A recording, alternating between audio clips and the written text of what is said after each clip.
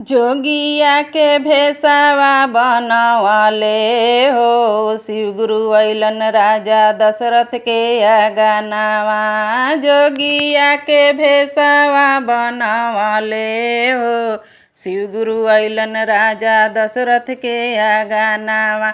दशरथ के आंगनवा राजा दशरथ के आंगनवा। दशरथ के आंगनवा राजा दशरथ के आंगनवा। जोगिया के भेषवा बनवले हो, शिव गुरु अइलन राजा दशरथ के आंगनवा। घर में से निकलेली माता हो कौशल्या। घर में से निकलेली माता हो कौशल्या। लेल जोगी अन्न धन सोनावा हो, राजा दशरथ के आंगनवा। लेल जोगी अन्न धन सोनावा हो, राजा दशरथ के आंगनवा। घर में से निकलेली माता हो सुमित्रा। घर में से निकलेली माता हो सुमित्रा। लेल जोगी डाला भर सोनावा हो, राजा दशरथ के आंगनवा। लेल जोगी डाला भर सोनावा हो, राजा दशरथ के आंगनवा। डाला भर सोनवा माता हम नाही लेहब।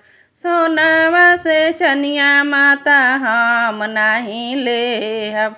हम करब राम दर्शनवा हो, राजा दशरथ के आंगनवा। हम करब राम दर्शनवा हो, राजा दशरथ के आंगनवा। जोगिया के भेषवा बनवले हो, शिव गुरु अइलन राजा दशरथ के आंगनवा।